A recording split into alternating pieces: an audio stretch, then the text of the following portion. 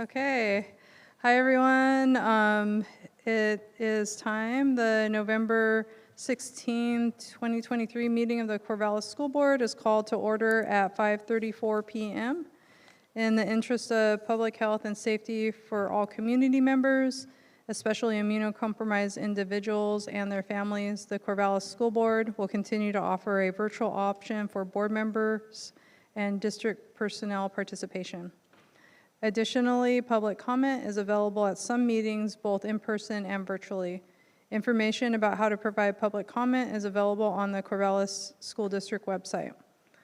The board agenda and packet, as well as the link to the district YouTube channel, are available on the school board page on the district website. Public meetings are live streamed on the district's YouTube channel, and a recording is posted to the same channel, typically the day after the meeting. Tonight we have Sammy, Sarah, Chris, and myself and Shauna in attendance in person, and Judah and Therese will be a little bit late. And then the board and presenters are going to have dinner from 5:30 to 6 and then proceed with the school improvement plan presentations. So we're going to go ahead and get food now. That's what that means. Thank you.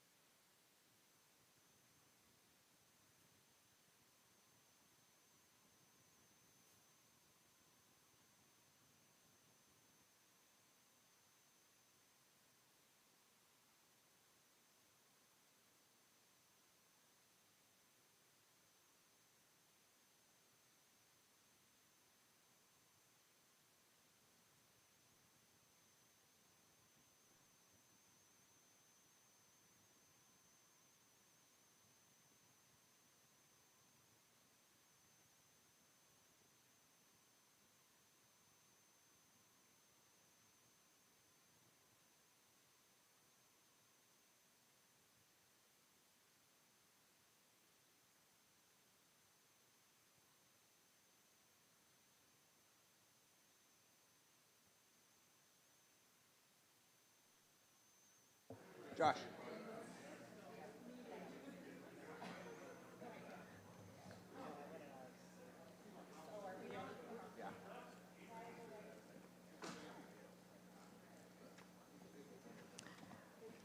Well, welcome back, everyone. Hope you all are having some good conversations and enjoying dinner. Just feel free to continue to finish what you're eating. Nobody's asked to not finish their food, of course. And welcome again. We're here tonight for the school improvement plan meeting with all the secondary schools. I'm really excited to see you all this evening. And before we get started and talk about how the evening's going to go, we're going to go around and do introductions. And as you probably know, my name's Lou. I use she, her pronouns, and I'm the chair of the school board. And we'll just go this way. Hi, everyone. My name is Shauna Tomini. I use she, her pronouns, and I am co-vice chair along with Therese. Oh, real quick, to turn on the mics, if you don't know, press the button and this light will turn green. And that's how you know that people can hear you. My name is Eileen. I use she, her pronouns, and I am a student representative for College Hill High School.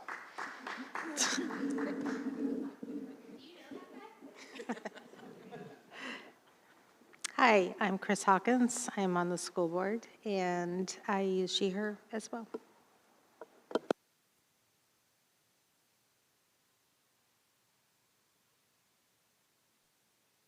There it is. There we go. Hi, my name is Liam Gottlieb. I go to Corvallis High School, and I am Corvallis High School's student board representative. I am Sarah Finger McDonald, and I am a member of the Corvallis School Board. I'm Ava Fries. I go by she, her pronouns, and I am ASB president.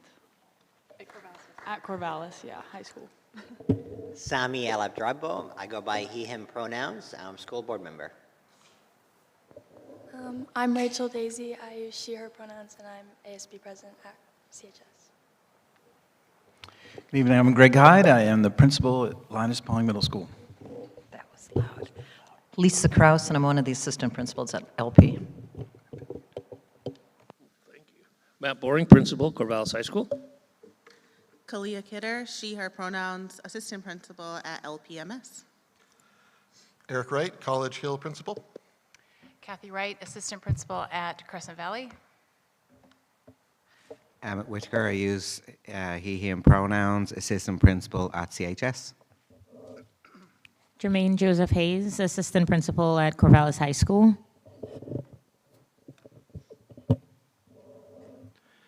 Aaron McKee, principal, Crescent Valley High School, he, him pronouns. Stephanie Seals, principal at Sheldon Middle School. Dennis Foster, assistant principal at Sheldon Middle School. Salvador Munoz, assistant principal, athletic director, Corvallis High School. Amy Wright, principal at Franklin K-8. Jennifer Still, assistant principal, Crescent Valley High School. Kim Nelson, board secretary. Melissa Harder, assistant superintendent. Vibhav Javali, sophomore and school board rep from Crescent Valley. Hi, my name is Judah. I use he, him pronouns, and I'm on the board. I'm Zoe Demichis. I am a junior, and I'm also a school board rep for Crescent Valley High School. Thank you. And I'm Therese Jones. I use she, her pronouns, and I am the co-vice chair of the school board, along with Shauna. And I'm Ryan Noss. I use he, him pronouns. I'm the superintendent, and I want to welcome you all tonight to our SIP dinners. Before we move on, I know we have staff also with us. So Amy, do you want to use your teacher voice and introduce yourself?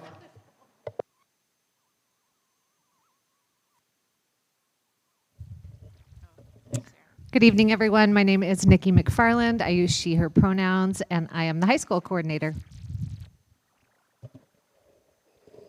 Kim Johnson, she, her pronouns, and middle school coordinator. Good evening, everybody. My name is Marcianne, and I am the multilingual and equity coordinator, and I use ella, she, her pronouns. Hello, everyone. Kelly Losi, communications coordinator for the district, and I use she, her pronouns.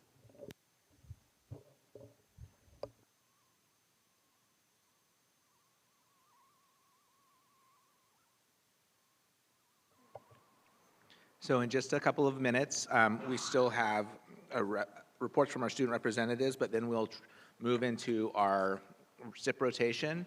For those of you who are new to this, we've identified times and groups to meet. So you should have this information in front of you. Over there against the wall are tables for each one of our schools. Those of you with wheelie chairs will roll those over and continue to use those. The chairs that are there currently are for staff who are with us tonight. And Kim and I will continue to keep the agenda and keep folks moving along with the conversations. And I apologize already because I know that I'll have to sort of push folks along a time or two just because of the conversation and the way people get engaged in that. So I'll do my best to keep us on track. Lou, anything else you would like to add? No, I'm just really looking forward to the conversations. Like Ryan said, they usually, as some of you all who have been here before know, that we want to keep talking beyond the time, but yeah. Right. Yeah, we're ready to.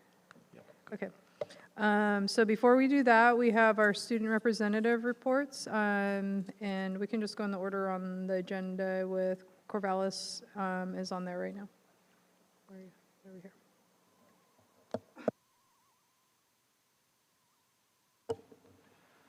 Great. So I just have a few things to report and then a question for the board. So the Polar Plunge, which is an annual event, is going to be February 17th this year, and it is $50 per person to sign up, and all the money goes to aiding Special Olympics Oregon.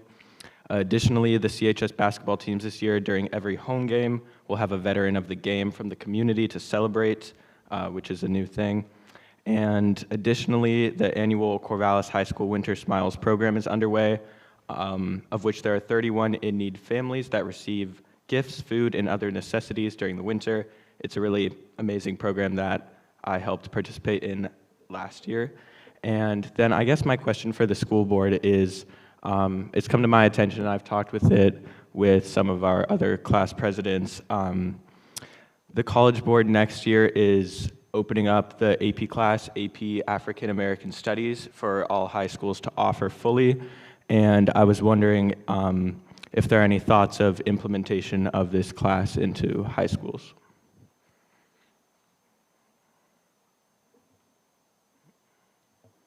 Ryan's going to answer that.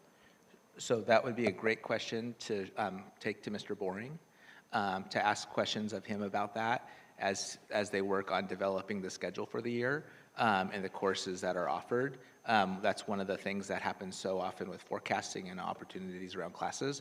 So I would have you start with him as your next first step.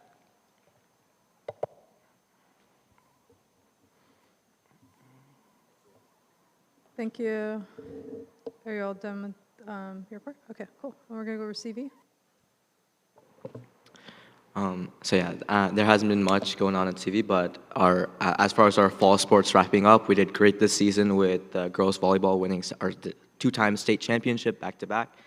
Apart from that, we had Cultural Foods Day last week, which has been going great, and we've been able to really engage the community and connect with the community as a whole. I know Ms. McFarland has been coming over to our school, really addressing some of the communication problems that we've been having recently. And it's been very helpful to students who want to learn more and who want to know more. Let's see, anything else to add, Zoe? The sophomore class presidents have started to work on the talent show as of recently within our leadership committees. Both soccer teams, didn't make it to the finals, but they had a pretty good season overall. A lot of members going in for first team, second team, etc. So that was pretty good. Just starting with also a winter formal committee and working on that. Great, thanks you all. And then College Hill. We've had our new academy classes for second quarter have started. Choir, we have a partnership with OSU School of Music. Dr. Babb brings in pre-service music teachers to make music with the students. We have basketball. I'm in basketball. We have a lot of fun. And we have art in a partnership with the juvenile department. Our art class is creating a mural to adorn the front office wall. We had incentive field trips to Silver Falls and Mary's Peak, and we have an upcoming one to Memorial Union for bowling. And our urban farm team has completed many trips to Clemens Park in Alsea, teaching about salmon life cycles to elementary school students in the district. It's a great partnership. Awesome. Thanks you all for your updates and your question too. And the next thing on the agenda is the school improvement plans. And so during the presentations, we'll move around the room, and for folk online, the audio may be limited. We're not carrying these mics around, so just so you all know, folk on the online world, you may have a hard time hearing, but we'll be moving around the room a lot too. And so we can have folk head over to your tables, and then on our slips, if we can find out who we're supposed to be with, and head over to that table as well.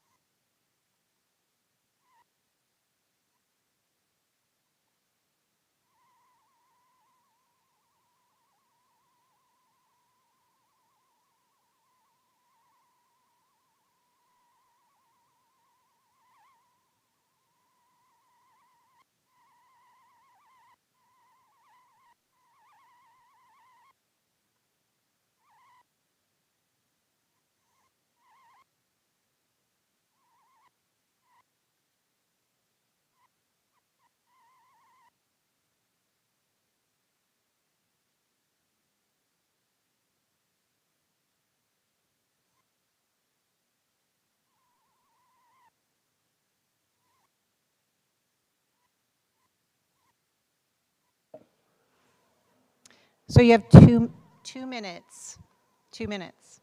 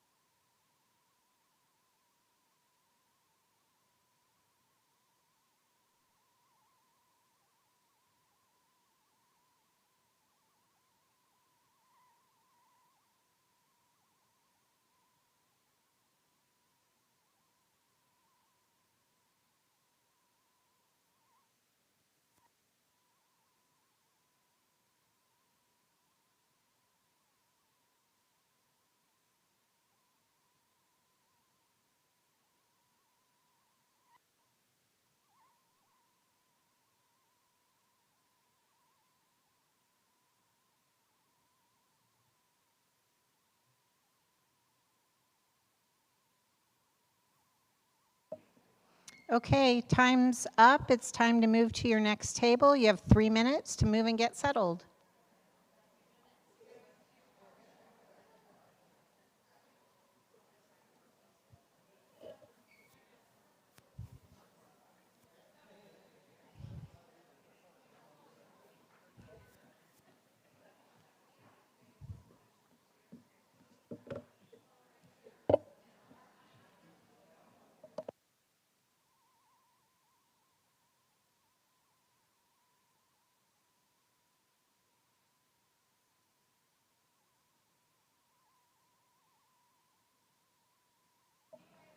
Yeah, don't forget your chairs.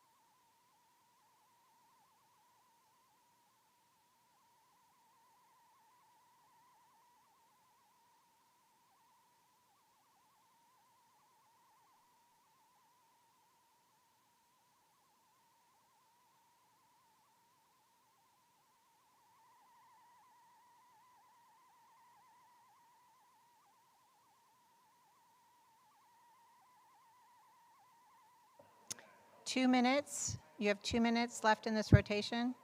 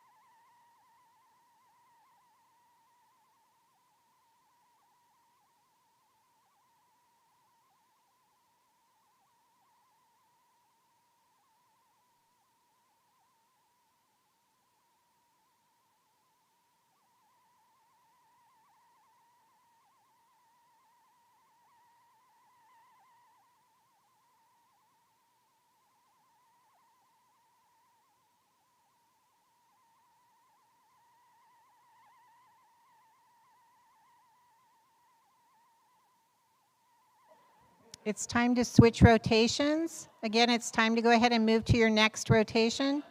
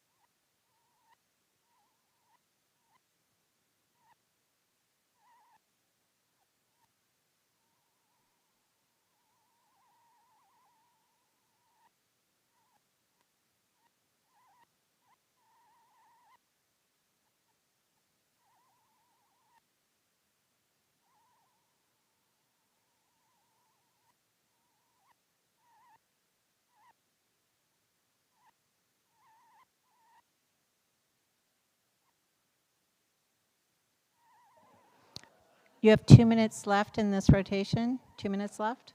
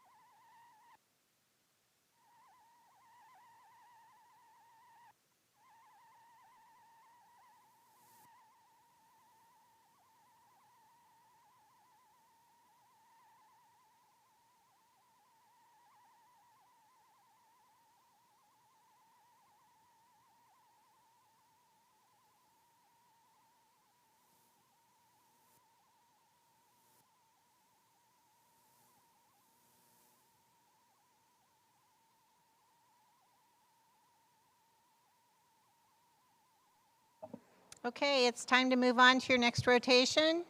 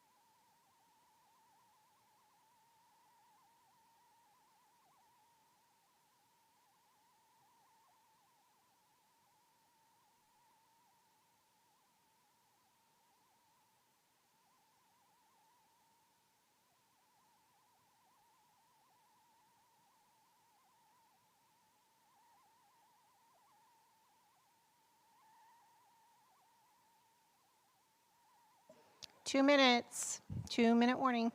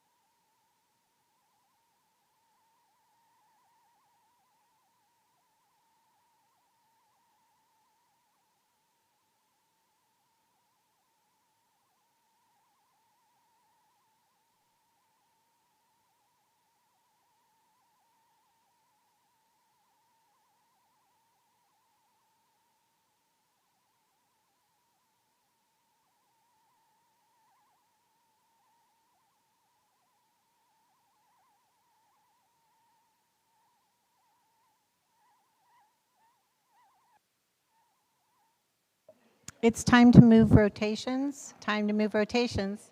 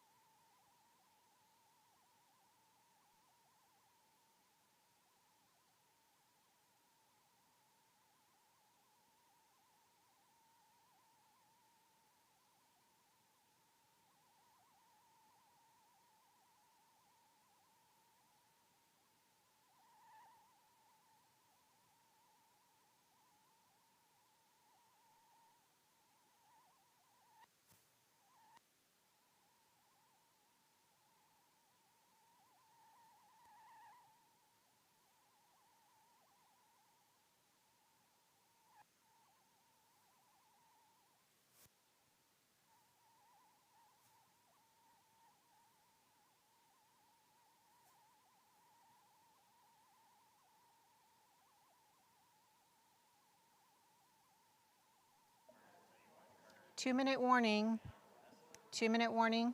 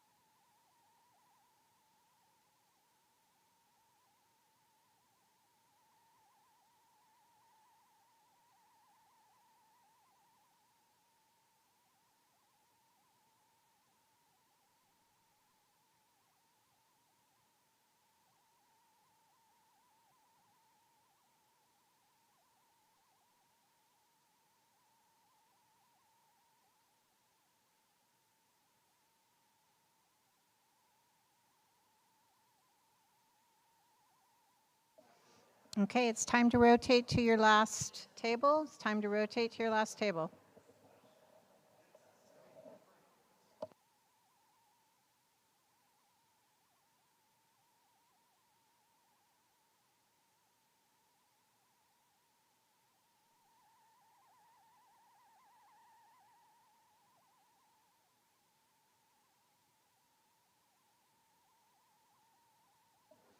It's time to rotate to your last table. It's time to rotate.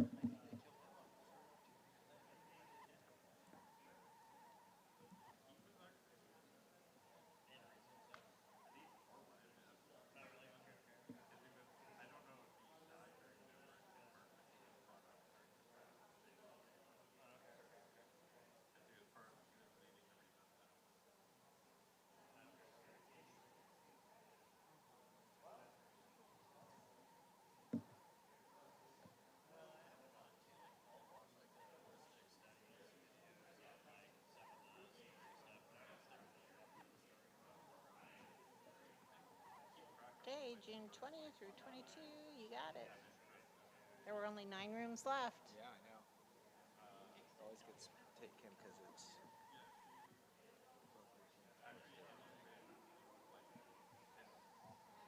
Well, I think you got it. It's still processing.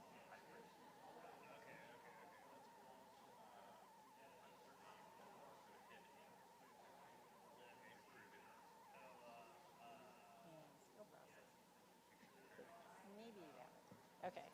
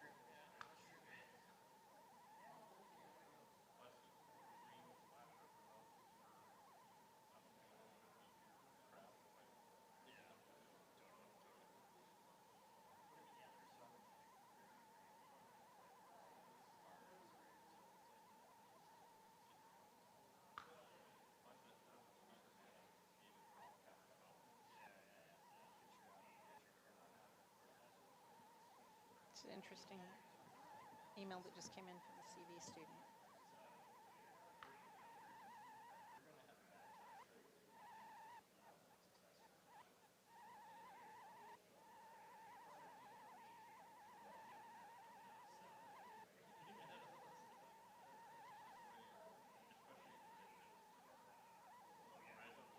That's nice. Did you read that? That? That's nice.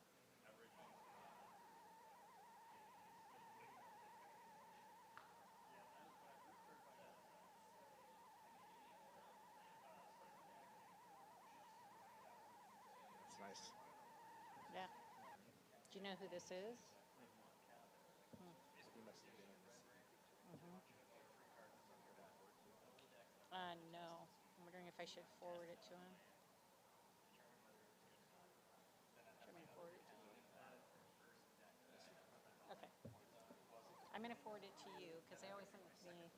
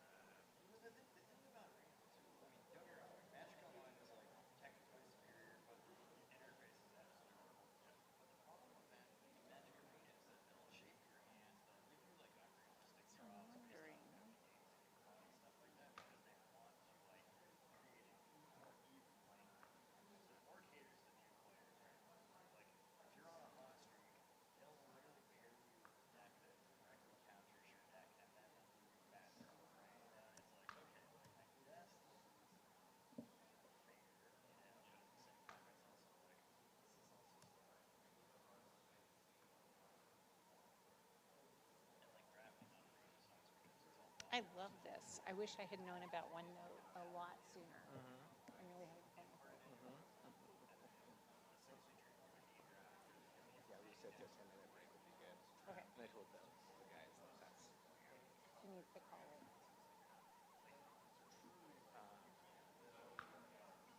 Because everybody's going to walk out of the room. We do need to call it. It's, yeah.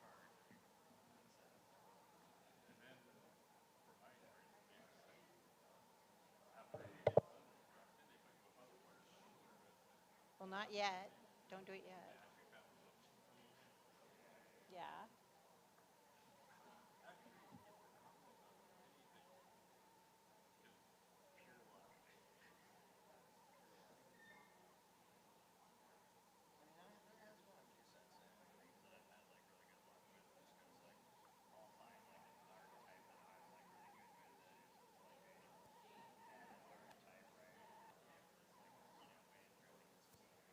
Spread the sunshine wherever I go.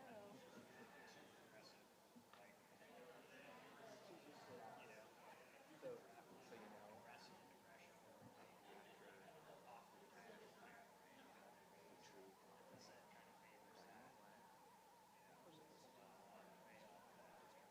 You said that then. I know we had already made all the arrangements, which I have that on my list. We need to talk about this year.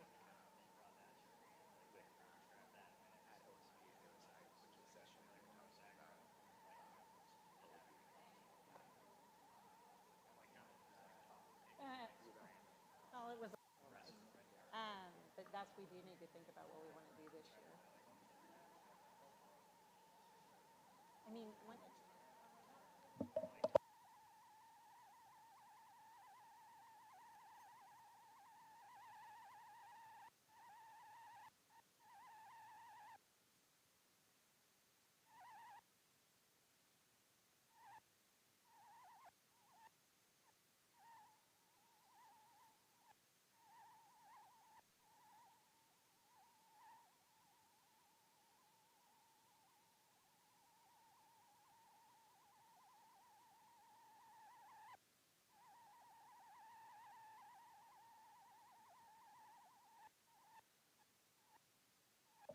2 minutes. 2 minutes to go.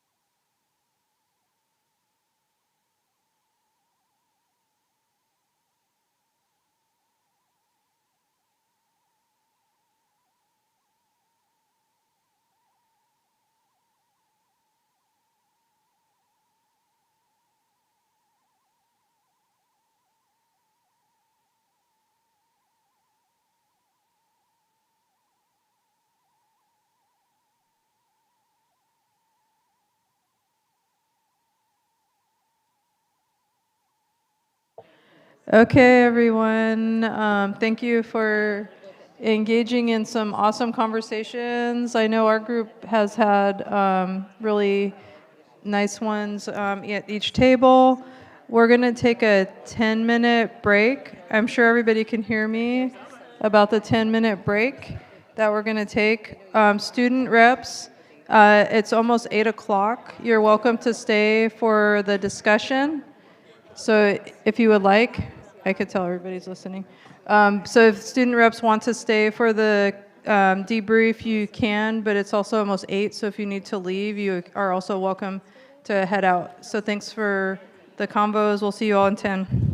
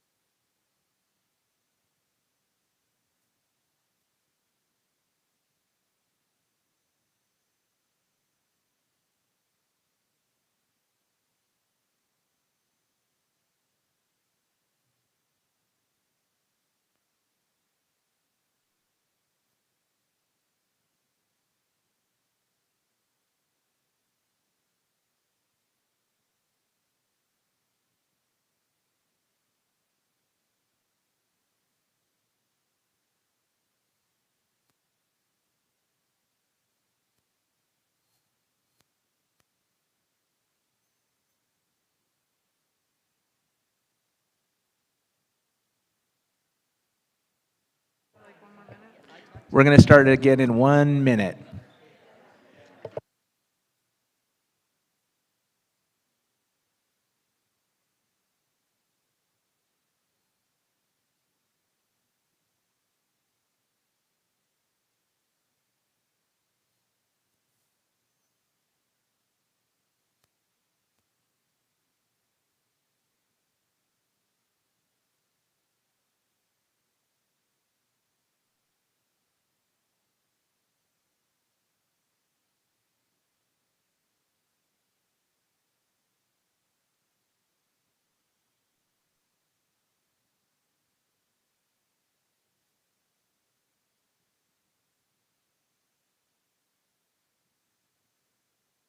Okay, if everybody could make their way back to their seats. Sorry, here in a second. I think I could take it. I should get my.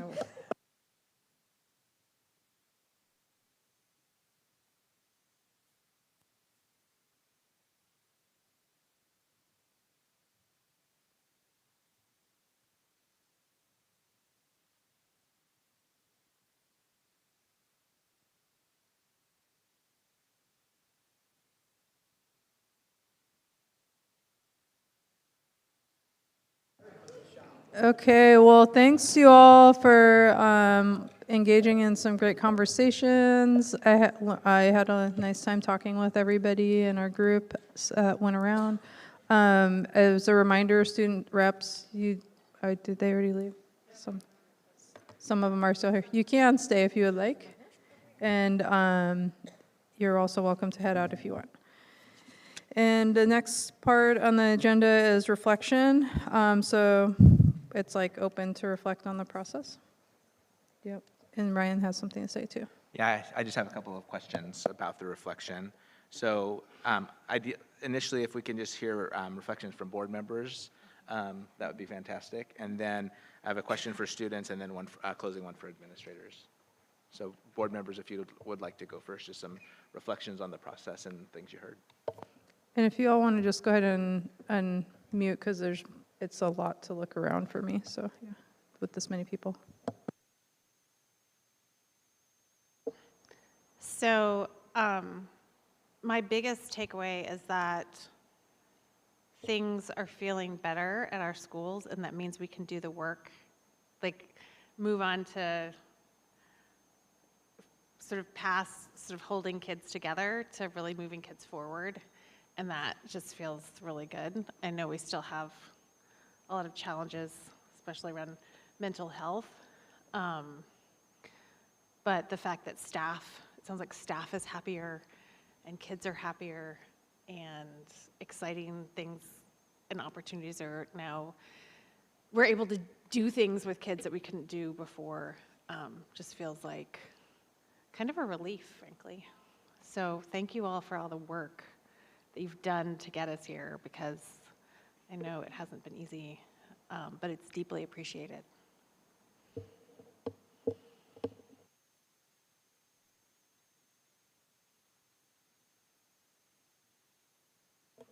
I guess I'm new, but I just really genuinely appreciated having a personal connection with our school leaders and hearing how passionate you are about your schools and all the different programs and ideas and how much you're identifying what students are identifying as being their needs and responding to that in a really proactive way. And so it just gave me a new level of gratitude and a face to put gratitude on for the leadership in our schools. And I thank you so much.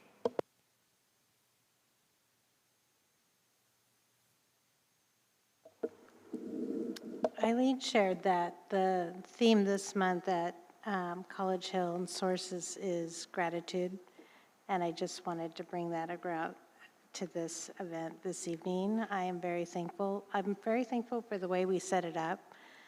You set it up, not we, you, Kim, and Orion.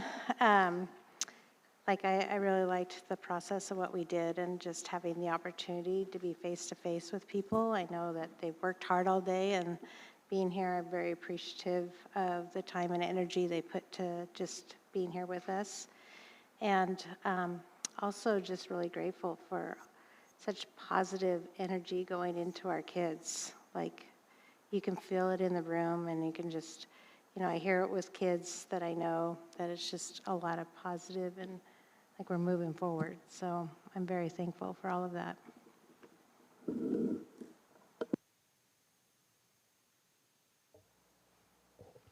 I'll echo that gratitude. Being able to have time with each of you and going around the room to hear what you're excited about, what the challenges are, as well as ways that we can support you. It was really wonderful to just see the joy and the excitement on your faces and to be able to hear what you're excited about in terms of students and the hope that you're feeling this year, of that feeling that students are returning to a year that feels more hopeful, that doesn't feel as challenged as the last couple of years have, both for students as well as staff, to be able to hear the incredible attention to differentiating for those student needs within schools, across levels, and really thinking about what do students need right now, how are we meeting those needs in these very creative ways and intentional ways, was just such a joy to hear.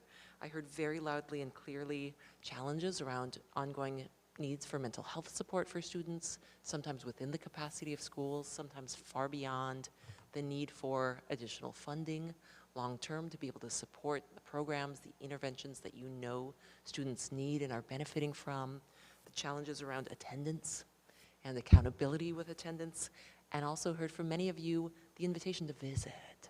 And I encourage folks to reach out and give those intentional invitations to us so that we can. That was something I heard at many tables, was we'd love presence and being able to show you and being able to have you be here along with us. So thank you for that. Thanks for all you shared and for all you do.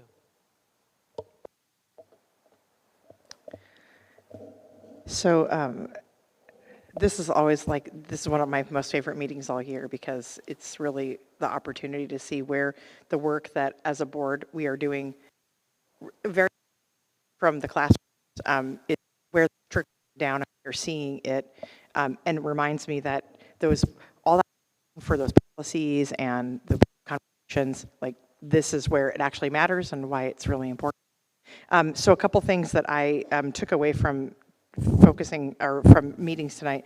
One is how much new leadership. We have some folks who have been here in the district for a long time, the whole time I've been on the board, but we also have a lot of folks that have been in their roles a year or 2 years, and so they're stepping into our district at the end of, or what we're now calling post-COVID, and so just have such an appreciation for the balance of folks who've been here for a bit and folks that are stepping in and bringing their new vision and their excitement, and just seeing come together is really exciting.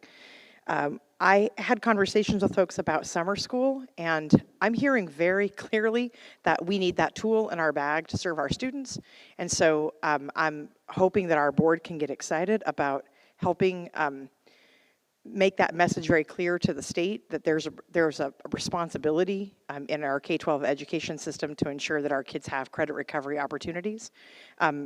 Really, a moment that stood out on the subject of summer school was the difference between ninth grade on track when summer school is available for credit recovery compared to when it isn't.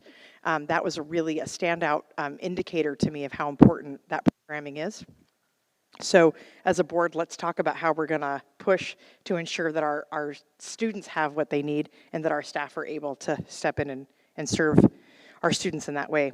I asked a question about unmet needs. I was curious in some of the schools about what the staff needed that they didn't feel like they had. And a couple of things that came out were, well, the lack of requirement of essential skills is creating some challenges for some of our staff. And so I think we have some room we can think about together as a district.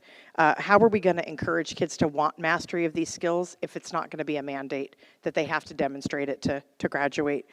Attendance support came out in a couple different conversations.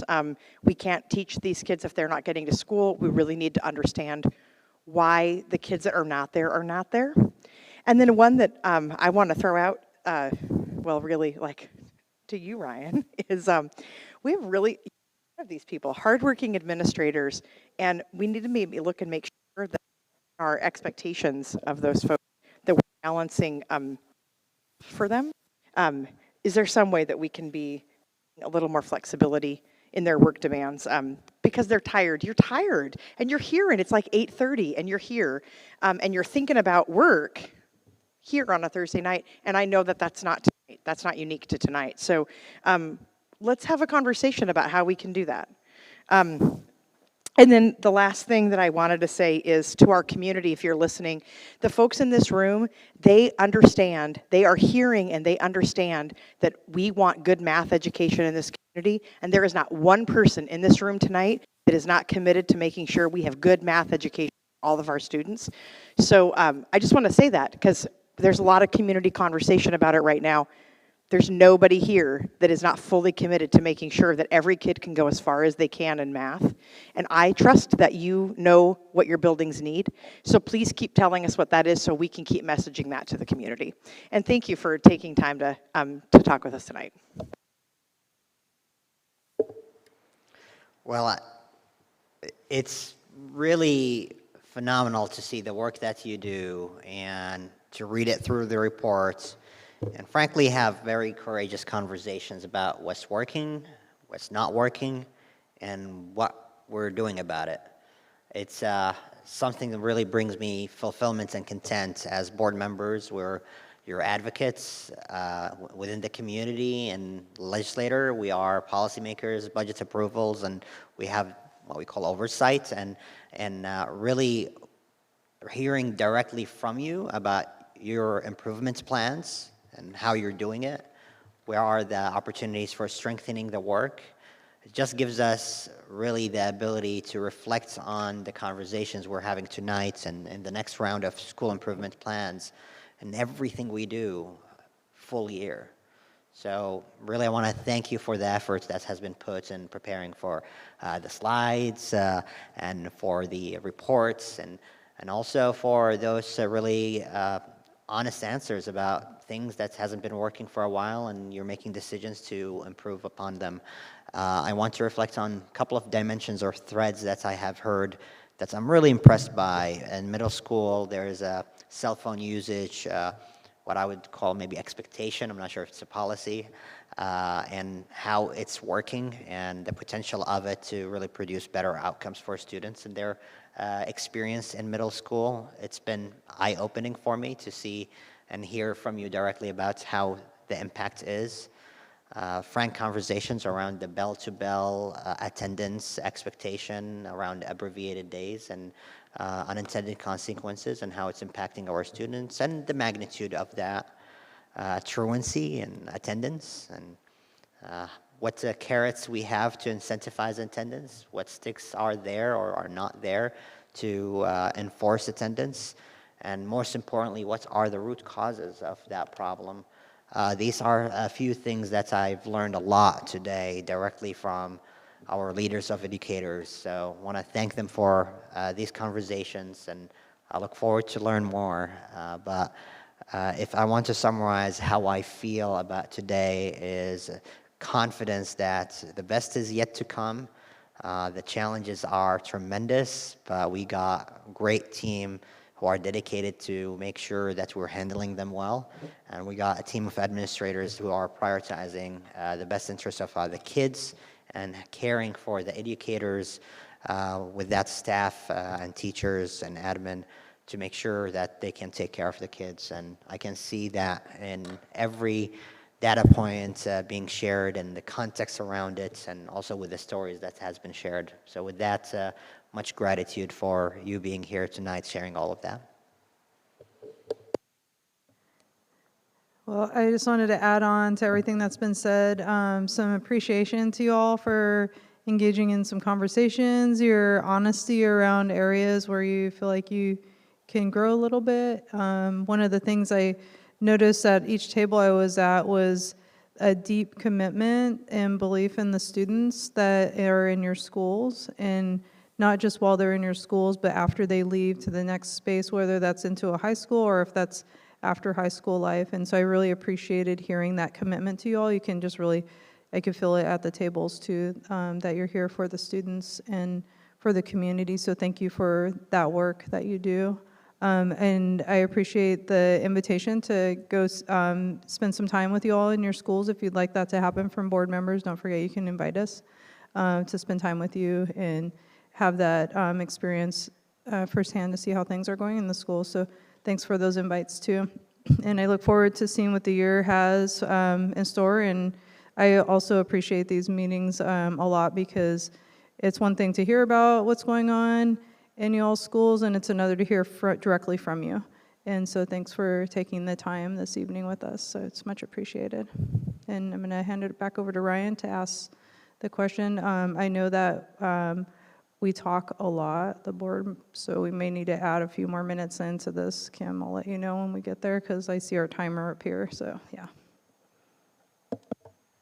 So this is the first year that we've had student representatives along with school board members at these meetings. So I'm just curious to hear from either student reps or principals just how that felt and how that changed the conversation. And that's a great kind of closing reflection question for everybody.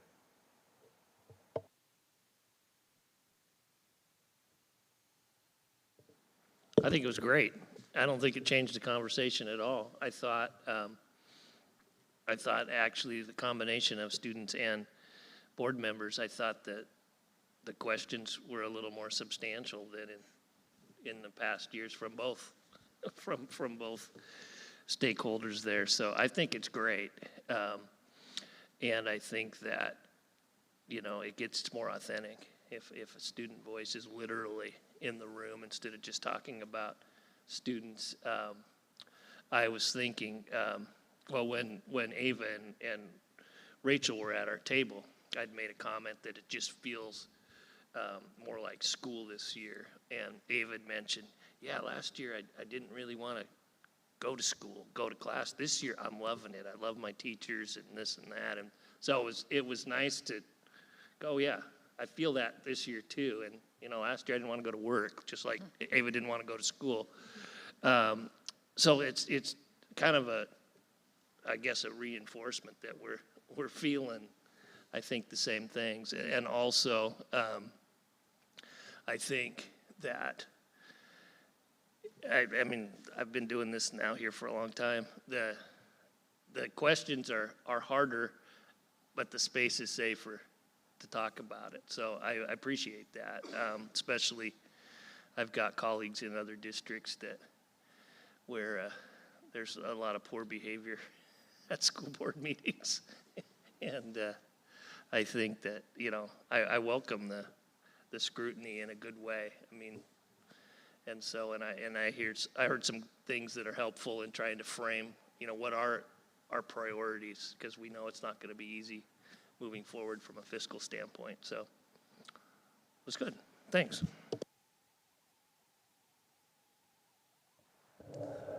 I loved having the kids here. I think philosophically, I believe like schools, we work for kids, and school boards work for school staff. And so I think having our ultimate customer and our client there is some accountability for us to make sure that our conversation really centers on what's important. So I thank you guys for your questions that you asked, and also for holding us accountable to make sure that we're doing what we say we believe in. So I like that. So I think that was great. I think this night is good for me to remember. I can get kind of spinning in challenges that feel outside of my control, and that's not when I'm at my best. And so this night is a night for me to be hopeful and to think about what we can do, and it's a good reminder of the importance of our work, and if we're all working together, what we can do together. And so thanks for an encouraging night for me, and I really love having a school board that supports us and students that are excited and ask tough questions and make sure that we are accountable. So thank you for that. I think definitely being here in the business meetings this year has helped with communication. In regards to that, definitely like being able to have conversations and just ask questions and have them answered has helped like understanding on kind of what's going on within the district and like our schools, and kind of because every school is definitely doing things differently, even if they're like all within the Corvallis school district. So I think it was very interesting to like ask questions that definitely concern us and multiple other students. So I think that definitely was helpful and will continue being helpful throughout the school year. So definitely learning experience going forth. Yeah.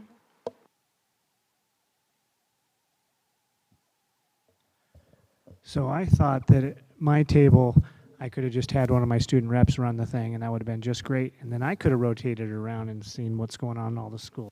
So there's a piece of me that would like to have a student at my table for the whole time.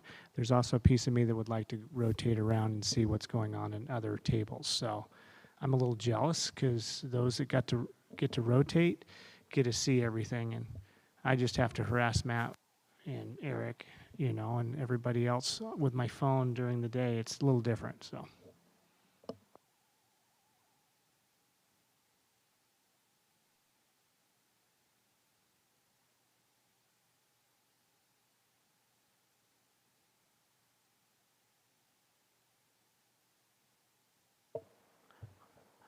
All right, well, thank you so much for being here tonight.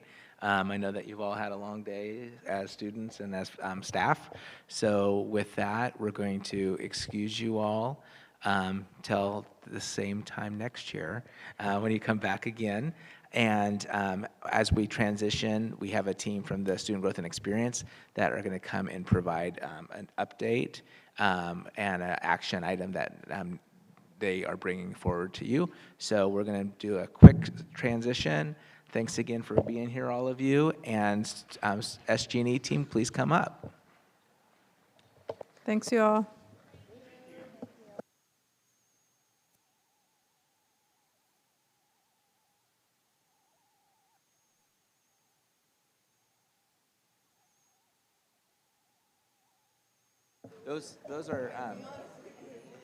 Those are for you.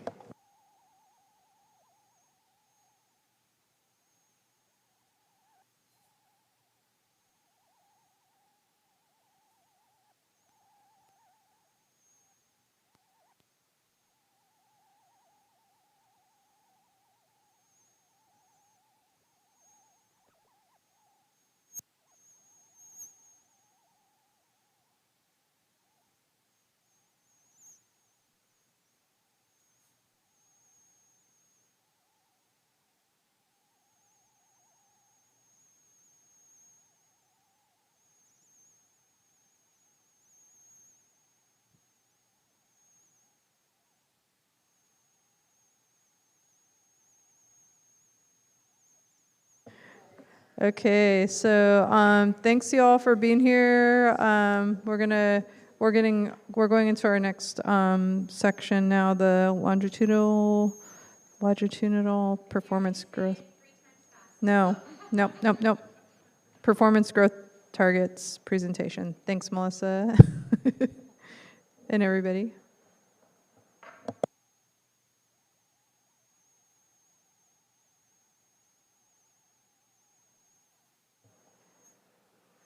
Don't forget to turn your mics on once you're ready to. I am disabled from sharing.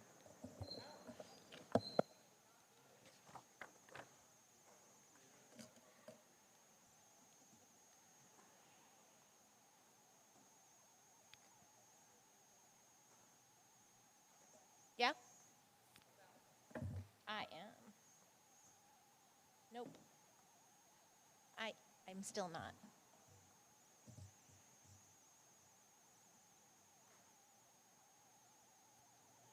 I'm good now? Thank you.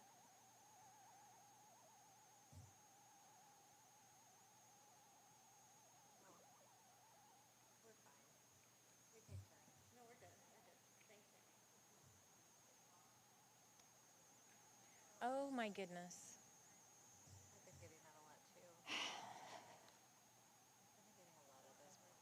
We might need to have someone else's computer. I have a new computer and it has some privacy things that are not allowing me to do that. Mine doesn't let me share on.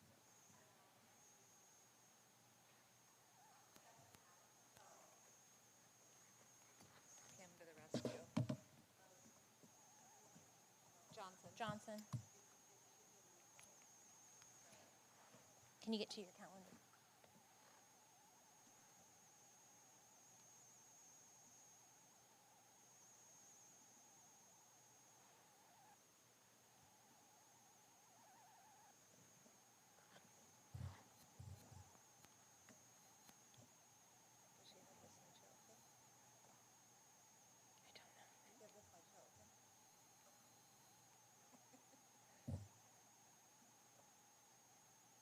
tech woes. It's fine. It's like every time.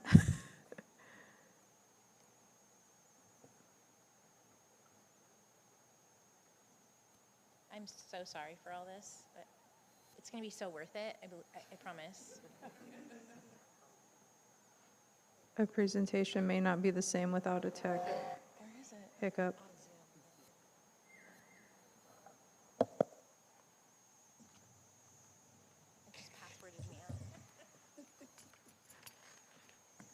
We're getting to the point where it's not that exciting anymore. We need to mute the Zoom. Why does it do that? It's my hot corner. She's got hot corners, everybody. That's the problem. I'm looking for, it's LPGT.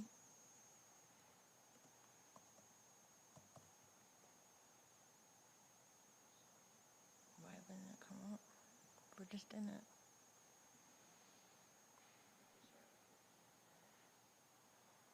LPGT? Yes, yes.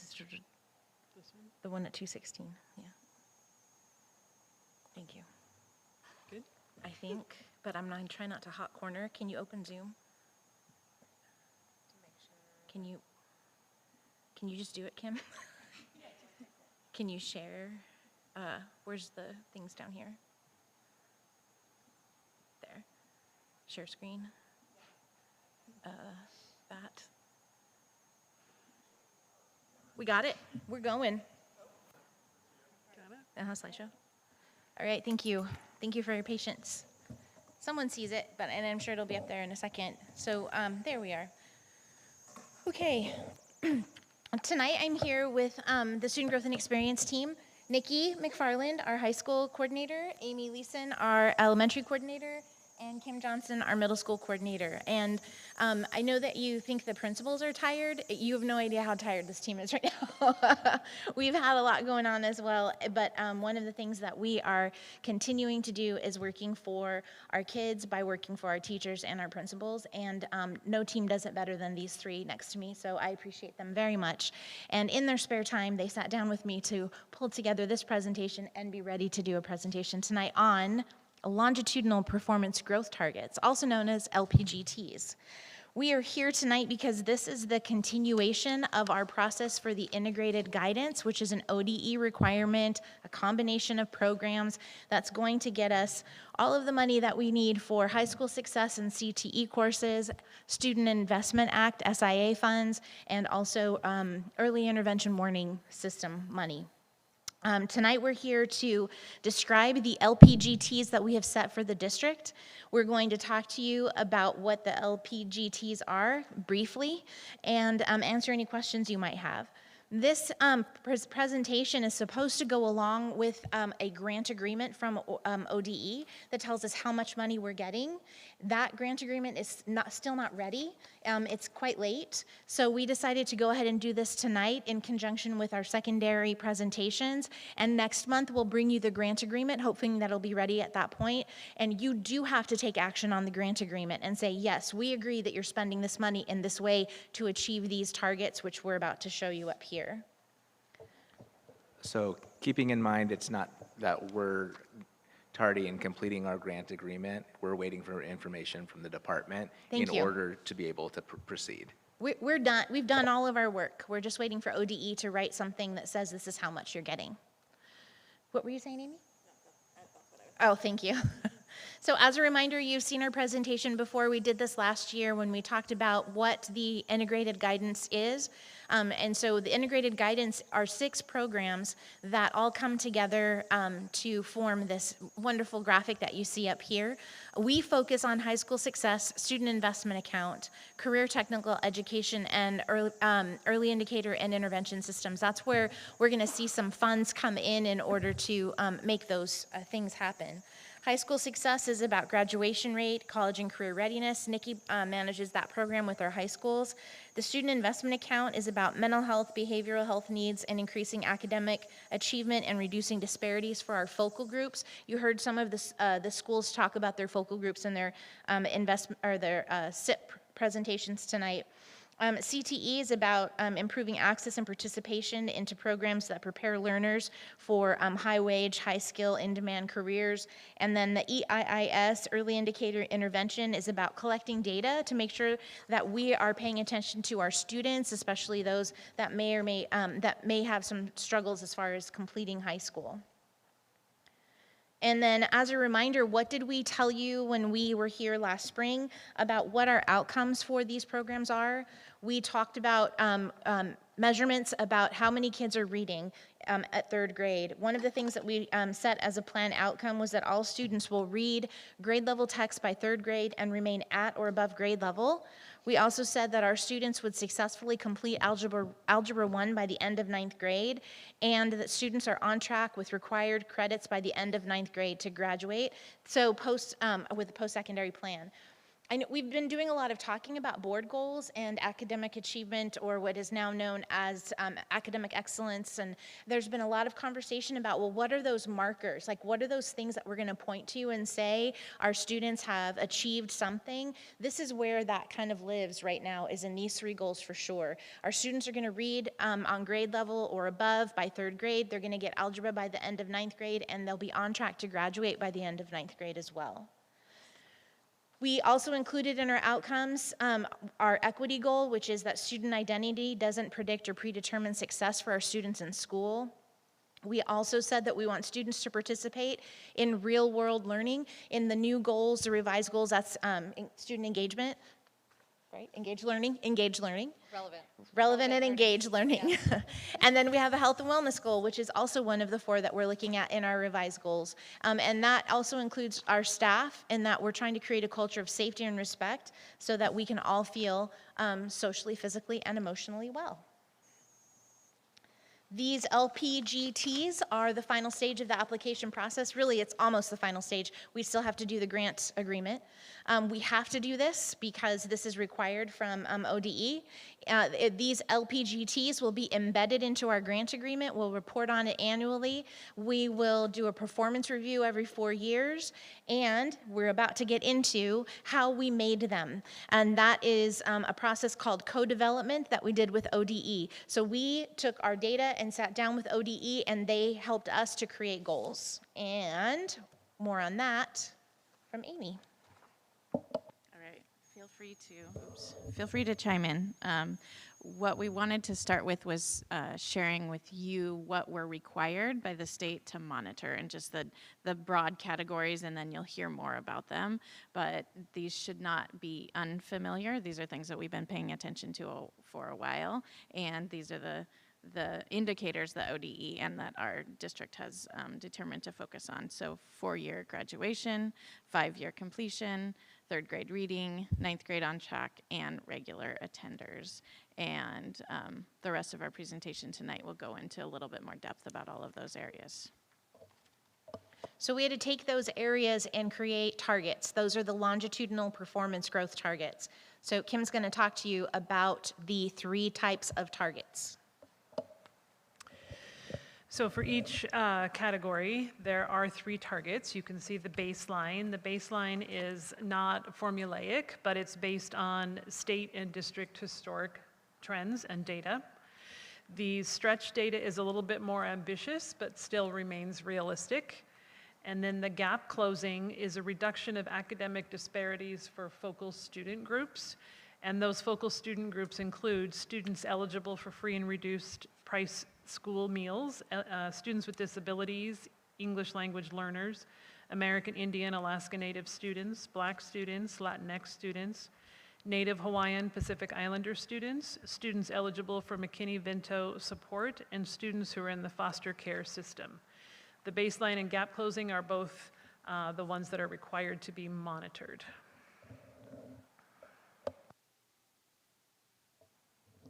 Me again. So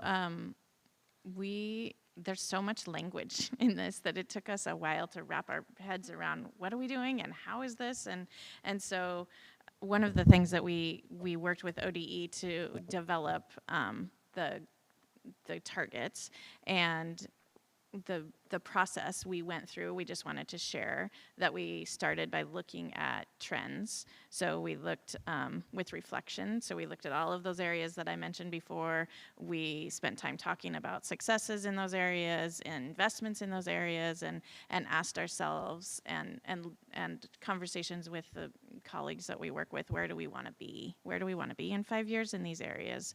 Then we took some time to look at the current trend data and disaggregated data along with for each of those areas.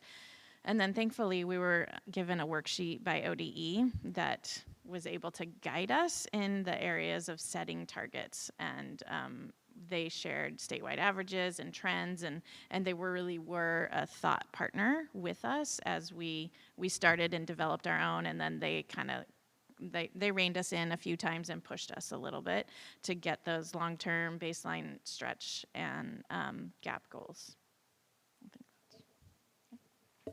Yep, I'm ready. All right, we're going to start with our goals, our targets. Yeah, so what you're going to see is in those identified areas that we're monitoring, you're going to see how these goals play out over time.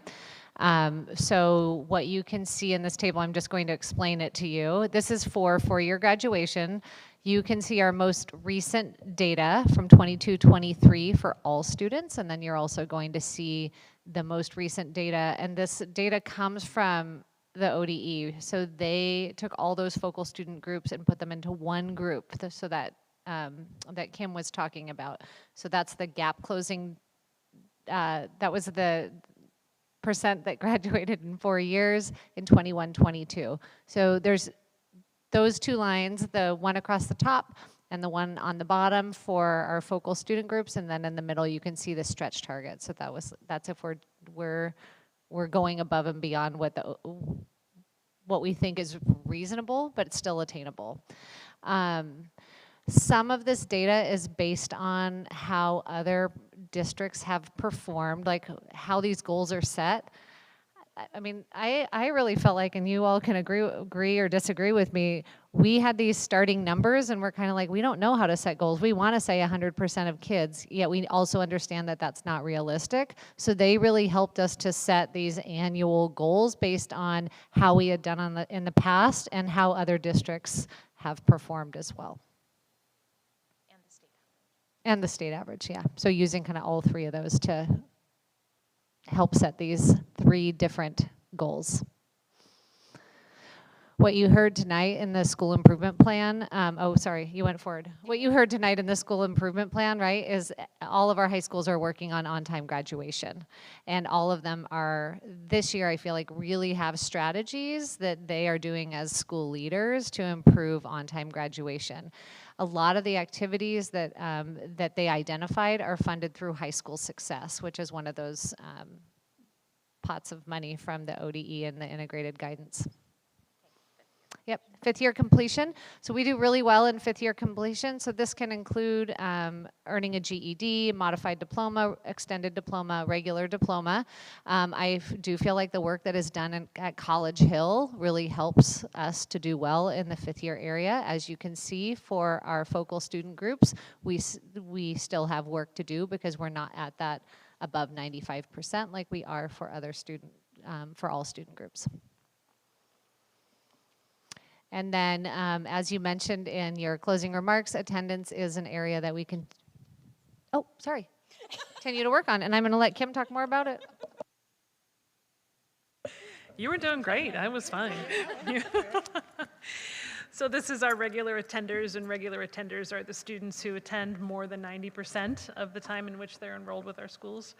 As you can see on this table, the average yearly growth for attendance in the top 10% of districts in Oregon is 1.2%, which represents a significant pace. We know how important attendance is and that all of our schools are working to increase, as you heard that tonight. Because of this, we chose a slightly more aggressive 2% yearly increase for our baseline growth for students in attendance. And then our stretch targets, if you look up there, reach for a 15% growth over the 4 years.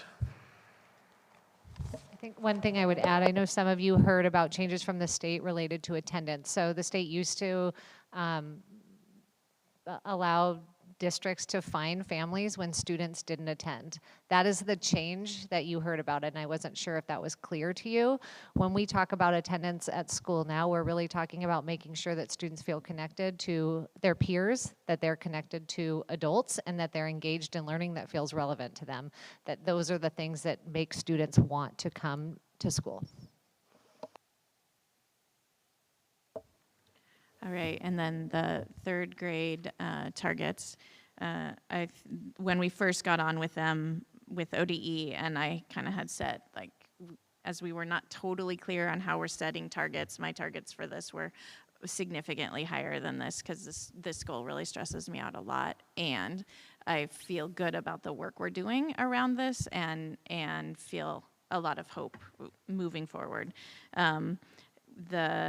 Our baseline last year was 38%, and the baseline for the state at third grade was 39% across the board. I think one factor that, as much as we talk about COVID and the impacts, this last year's third graders were kinders, and when they left and missed a lot of phonemic awareness and phonics instruction, and we are definitely seeing that, and we're making curricular decisions and instructional decisions to make a big shift. Last year's 4th and 5th graders on the state assessment, it was 50%. So I'm hopeful at looking at this year's fall STAR data for the 2nd grade and 3rd grade that we're starting to pull up out of that dip, and we've made some recent curriculum changes and are doing a lot of professional development around the science of reading and helping 3rd, 4th, and 5th grade teachers understand that, because they are the ones that are now having to address some of those holes that typically would happen in K and 1 and 2. So this is a hard slide for me, and as I dig in and look at the data, I also feel hopeful.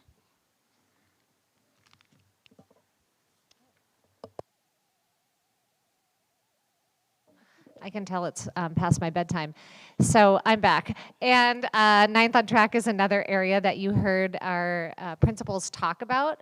One of the investments that we're making to support 9th graders to be on track is both of our comprehensive high schools have a graduation coach. And those coaches pull together data team meetings once a week. And they're looking at how students are doing, whether they're on track. I know that they are really focusing on students who are attending when they're looking at this data, because they feel like those are students that they can more easily impact to be on track. But I do feel like that investment makes a huge difference. And I will say, when I met with principals this morning, we were talking about professional development that's coming up for teachers on December 1st. And it's the first time I said, well, what's kind of the driver for what you're doing? And they're like, well, we're going to start the day by looking at student data. And that's going to help us to work with our teachers to improve these outcomes. So I like hearing the data-focused conversations. That's a shift, I think, for high school.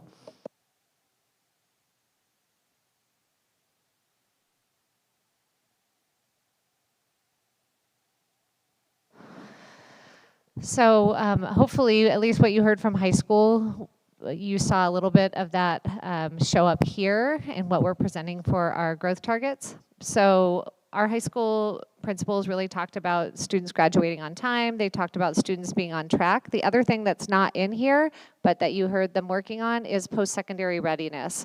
So there's really, when I think about what I hear about what's happening in our schools, that's going to change our outcomes, I would kind of call out 3 things. At high school this year, we have a much stronger advisor model. You heard about that from students that were maybe in your group, and then you also heard about it from principals. So we have real targeted lessons to help students identify interests, career interests, and then make connections to the high school classes they take and the colleges they might be interested in and the college credit they can earn while they're still in our schools. All of our principals are really, when they're looking at the data every week, they're talking about interventions that they can put in place to support students to do better in language arts and math and science and social studies. Those are our core credits that have the highest credit requirements for graduation. And again, I guess I already mentioned this, is just data teams that is a shift in practice. We've had them kind of sporadically, but this year they are really happening every single week, and groups of staff are looking at data and trying to shift outcomes on 6-week cycles. For the middle schools, as you went around, I'm sure you heard from them, a lot of the push, like Nikki said, the attendance is really all about having those kids feel welcome and connected to their schools so that they want to get up and go. So all three of the schools are working hard on that, building those connections. Taking away the cell phones, as was talked about earlier tonight, having that policy in place has been a big push forward for those students, because not only are they not having the drama of what happens on the social media sites between classes, but they're also sitting across from each other at lunchtime and talking and visiting and building relationships and building those skills. So all three of the schools are really focused on that really connection with the kids and the schools and building that sense of purpose and value for them to be there. And then the academic focus has been really big, also putting in interventions in places they can and looking to see what do they need, what's working, what's not working, and how can we make adjustments. And a little preview for December with the elementary. I anticipate you'll hear about increased family engagement, and that's something that has really dropped off, and that this year there's plenty of family engagement events, and we even have engagement TOSAs in our schools, and really looking at that as also a method to improve attendance, but in a way that is about making school relevant and accessible. And so attendance, and then of course you'll hear about reading and math. So.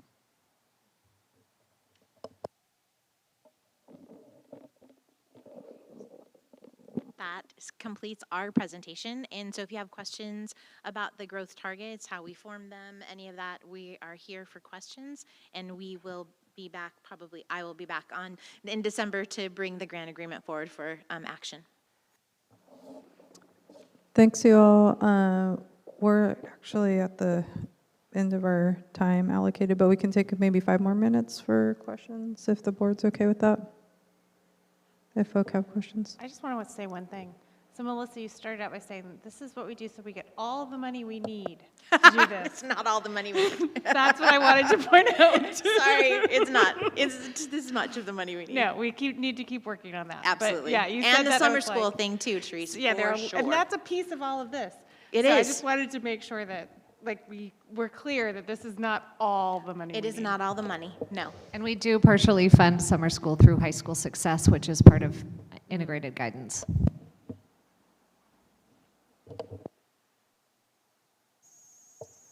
I just wanted to make a comment, and just going back sort of to what Amy talked about, setting targets is, in this instance, is really about guidance from ODE.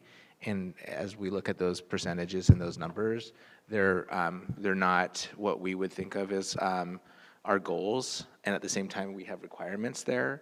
And so I just want to make sure that we don't get confused between our intentions and our requirements. And I think this is a place that could easily get misunderstood. And so I just want to be clear about that on behalf of the team and all of our staff that works really hard day in and day out. And I just think that that's an important aspect of this conversation and context to bring forward. So I just want to lean in that comment. Those requirements or expectations, for lack of better words, they're the minimal bar that we need to meet to improve outcomes. But as a district, we're setting ourselves for much more wider range of expectations for outcomes for our students. Is that accurate? It's a requirement, and we hold ourselves to high standards. Got it. Thanks. That's a good answer. So I thank you again. This grant is for 4 years or for 1 year?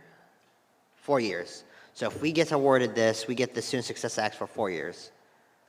And is it staggered with other school districts? How does this work? No, this is, I mean, we get that annual, before the integrated guidance, we would get an annual bump of, SIA funds and an annual chunk of high school success funds. So now they're just kind of wrapping it together and making sure our goals are braided and it all comes at the same time.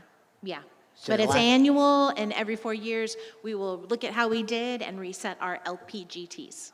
Okay, and last time we did LGBTs was in 2019, just right after the Student Success Act was passed, right? This version of it, I mean, we set goals for SIA. When SIA was passed, we have to set goals and we have to meet them. In fact, in the December meeting, we'll be presenting the SIA annual report, Okay.